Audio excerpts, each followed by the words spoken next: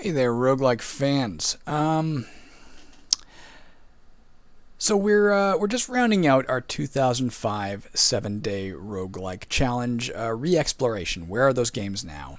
Saw a lot of really cool games, 5 of which seem to be functioning all above board, all fine. That was what the heck was it? That was Quest for Pants, Bomber Rogue, You Only Live Once, Diablo RL, and Castlevania RL. All 5 absolutely excellent games, and I'll return to talking about those in just a second. There were 4 others listed as successful games in that series that we had trouble with.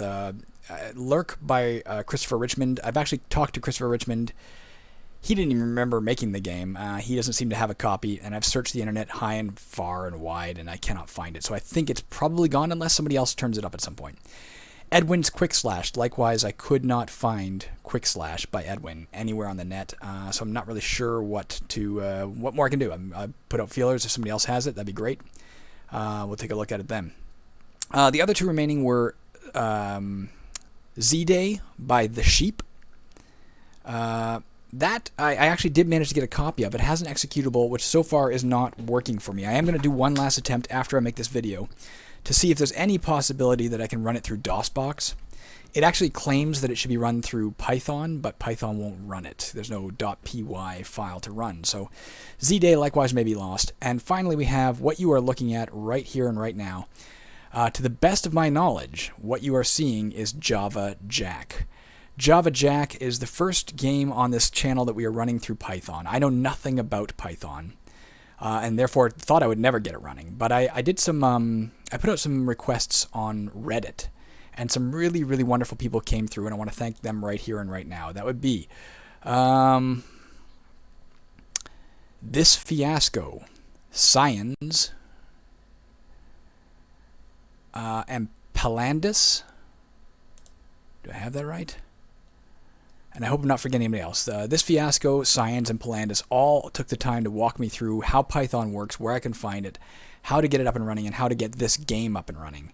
One of them even warned me after he started getting it running that it was perhaps not worth my time. He may have been right.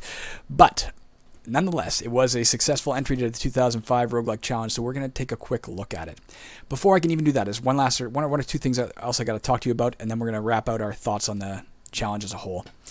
After we've played the game for a second. Even when I managed to find this game, it was, first of all, I tracked down a lot of leads, and the leads led me to a place where there were a bunch of Python games, and it was supposed to be Python based, but they were labeled like Game 001, Game 002, Game 003, all .py. What you're looking at is actually Game 006.py, or a modified version thereof. I'm assuming 6 being the final one listed, 6 was probably the one we wanted to look at. It was the last one chronologically to be uploaded. I'm even going to take a look right now. There's not much to show you in this game, so I'm taking a bit of time to actually walk you through why we're looking at it, etc. I will include a link to where I found it, as always, and I'm taking a look at that link right now myself, so I don't give you any misinformation. I had to go through the Wayback Machine to find it. So March 12th, 2005 at 1:33 p.m. was when this final one was uploaded. So that's what we're looking at here is a modified version of Game 006.py. Now, when I say a modified version, when this other gentleman, whether it was This Fiasco or Science, again, I don't want to take too much time to be jumping back and forth. All of them helped me out a lot. Science actually got the game up and running, quote unquote, and it just crashed. Even using his Python, and he knew what he was doing, the game crashed. But he took the time, I think, to actually open the code, I'm guessing, because he modified the file. And after he modified the file, the game works to a degree. In the sense that we can move around. Prior to this, I tried running the actual 006 game. The game does crash as soon as we move. But with his modifications in place, I've called it Game 006B, I can move around. Look at me move. Nice little effect when we move. You can see our little blue guy blinks in a weird way. That's a kind of cool effect. I am guessing that Java Jack was the first experimentation this coder, and who was it? This coder named Java Jack was R. Alan Monroe, did on the game. It actually says here when I look at it, 7DRL Contest 2005, R. Alan Monroe, 7DRL WIP. So I guess it was a work in progress, even by his standards.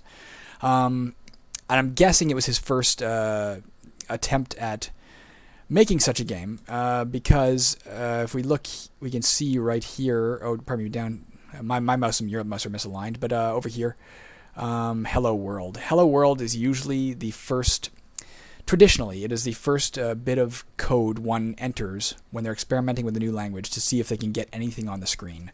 So I'm guessing this started as his experimentation with that, and then he progressed to get this far in the roguelike. And the last thing I want to do is disparage the work. I've seen it written about this contest before. I mean, let's bear in mind, there's no cash prize in this contest. There's no trophy. It's literally just everybody jumping in and saying, hey, what can I do in 7 days? And you end up with a lot of fun, free stuff, and that's awesome. And I remember reading somebody once writing about the quote-unquote contest, and calling it a competition in their mind, or a contest, was actually kind of misleading, because you're not competing against anybody. All you're trying to do is your personal best. And they mentioned in that article, wherever I read it, that if you can, for one person, getting an @ symbol moving around on a screen might be considered success. And for another person, a full-fledged, 30 monster bestiary in a giant roguelike with items and stuff might be their personal best. And in that light, I really want to praise R. Alan Monroe for his work and his contribution to this genre. But I have to say all that to preface that there isn't much of a game here at this time that I can see. I don't know if he ever continued working on it. I couldn't find it. But there doesn't seem to be much. Now there is another,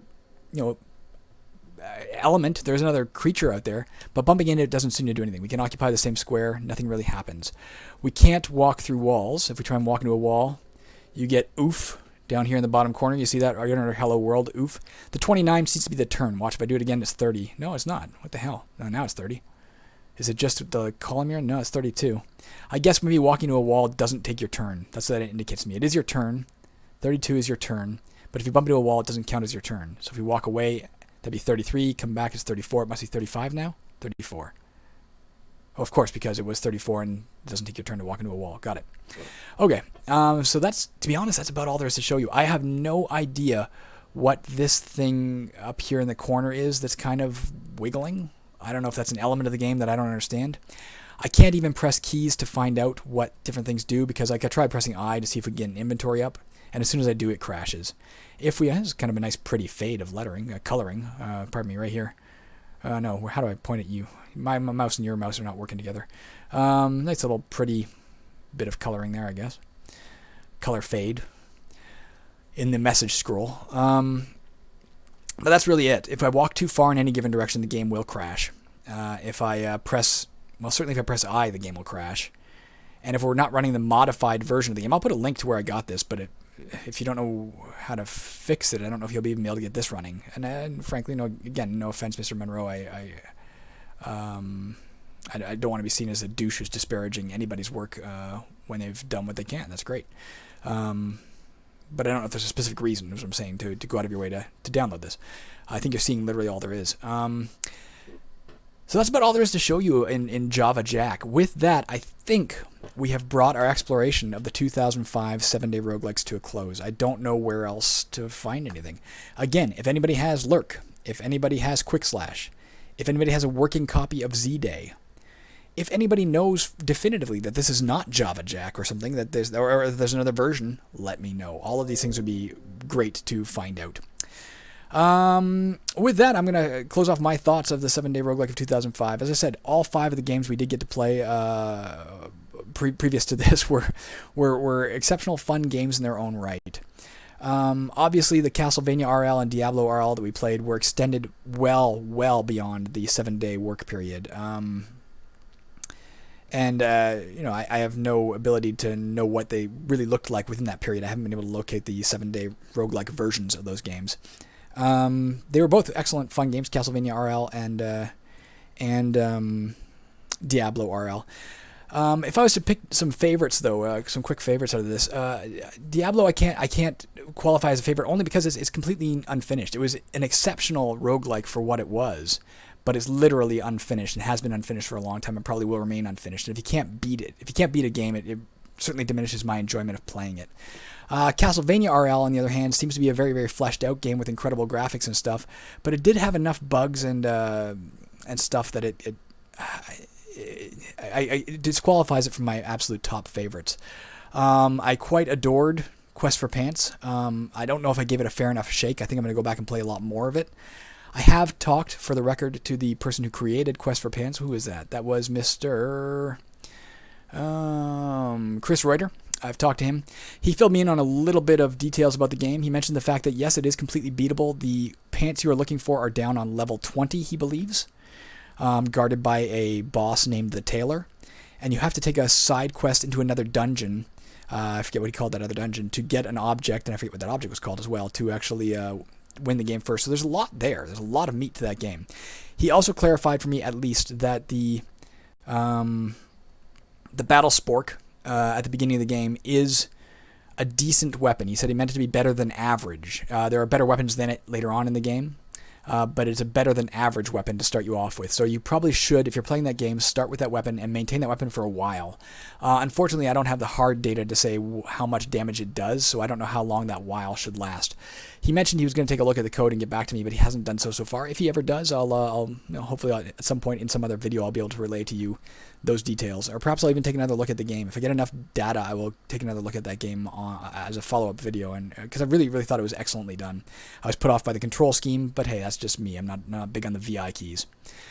The other two that we're left with are You Only Live Once and Bomber Rogue. In terms of just pure roguelike-iness, I thought Jeff Late's entry of You Only Live Once was fucking stellar. It was a beautifully crafted story, which you don't often get in a roguelike. And I thought the mechanic as well of becoming somebody, becoming a new townsperson every time your character dies was brilliant. I've never seen that in another game. I don't know if I'll ever see it again. I thought that was excellent. So in terms of just pure looking at it as classic roguelike, that to me is a hard winner. In terms, again, it's not a competition, but in terms of my personal favorite, that was a standout. That said, I did beat it on my first try. It's a little bit easy, and the thing to me is when I consider a roguelike, I think a prime criteria in a roguelike should be replayability. And I think if you're going to have a game where you win it the first try and therefore you're never going to go back and play it again, then the procedural generation involved in the game is really kind of useless. You could have scripted that game. You could have hard-coded that dungeon. And I would have, it might have been a slightly more cohesive dungeon, maybe, I don't know. But it wouldn't make a difference to me, because if I don't go back to play it again, I'll never see the procedural generation in action. So I think, for me, it's important that roguelikes be tough enough that they take more than one try to win, or else you're probably never going to play them again. I don't tend to go back and play games I've won already, unless I absolutely adore them, and even then I give it like a 5 to 10 year span of waiting, and then I'd go back when I've forgotten what I'm doing. And maybe I will go back in 5 or 10 years to You Only Live Once, but probably not anytime soon. So excellent game, but with such limited replayability because of easiness. I don't know if it would be my favorite either. I think my absolute favorite of the bunch, very much to my surprise, was Bomber Rogue. Simple game. I did find out, by the way, it only has 3 levels. We had almost beaten it. But I found it really challenging. Some really unique mechanics. It played like an old school video game, which is, I guess, what it was, a take on some game called Bomberman, which, again, I know nothing about Bomberman. But as a game, I thought it really stood out as a fun and playable, very worthwhile game. So there you go. There's my thoughts on the 7-day roguelike challenge of 2005. We will be coming up with the 2006 playlist pretty soon. I'm not quite sure when. I may deviate from that schedule preliminarily because I just had my wedding anniversary this past week, and my wife and I bought each other books. I bought her the new Bob Woodward book, Fear, and she bought me some Lovecraft books. So I'm kind of in a Lovecraftian mood. I may deviate and play a few. That's what seems to be the edge of the map, by the way. If I walk off there, I think the game will crash. We'll try it in a second. So I'm in a bit of a mood to try out some Lovecraft games. So I may take a brief detour or not. I don't know. I may detour to that, or I may detour to that in the middle of the 2006 playthrough. And I will still also continue playing as many 1 kilobyte roguelikes as I can get my hands on, because I find those games just an incredible feat of programming, and also just I've been finding them stellarly fun. Again, they have those basic arcade mechanics. I'm trying to flesh out how far this map goes without crashing it. They have some really nice... You can't hold down a key, by the way. If you hold down a key, you stop moving. They have some really, really nice mechanics and some really great gameplay as a result. So I think I'm going to definitely keep playing those 1 kilobyte roguelikes. Geez, this goes up pretty high. All right, as soon as we crash this game, we're out of here, guys. Let's just find out what the limits are of Java Jack. You can go up pretty high, guys. Oh, Jesus Christ. I'm up to the top of the window here. Top of my window that's available. Let's see if... Can I go any higher? See, it goes a little further to the left. Let's just see if there's anything we missed. If we suddenly come across a dragon and like a store and a bunch of NPCs and there's a hard quest, I'm going to feel like a total idiot for talking on and on about non-existent gameplay in this game. It's a decent-sized map anyway. Look at that. All right, let's flush it out. God, my arm's getting tired from pressing this button over and over. I'm using the arrow keys to move, by the way. Doesn't seem like you can use the numpad. Again, if I press anything other than an arrow key, at least so far in my experimentation, the game completely crashes. I don't know if that holds true all the time. Is there some key, some magic key I can press? I've gone off the south edge and crashed it before, so let's not go off the south edge. That's the farthest you can go that way. Yeah, we get another strip of... That's the farthest you can go this way. So let's just flesh it out so we have the full map. That's as far as we can go left because that's the edge of the window. It's as far as we can go in any direction. Nonetheless, I'm going to try and walk off the north edge of the map just to see what happens. Actually, I'll walk off the west edge of the map like it's Warlock of Firetop Mountain and we just came back with the treasure. What happens? Oh, we left the edge and I can't see what the fuck's going on. But there's more to explore out there, theoretically. That's interesting. What if we walk off the south? Yep, that's that. All right, guys, thank you for listening to me ramble, and thank you for checking out all those 2005 7-day roguelikes. Thank you, Mr. Monroe, for your contribution as well. Again, I think anybody experimenting in this field brings me a great deal of joy. It's one of my favorite genres, and I love seeing people take game design in their own hands and tackle it and put out something new and innovative. And that had some interesting graphics, at least with the little bobbing man. I'll say that. Okay, that's it for me today, guys. Have a wonderful day. I'll be back when I am with, I don't know, either some Cthulhu or some 2006s. We'll see. Bye.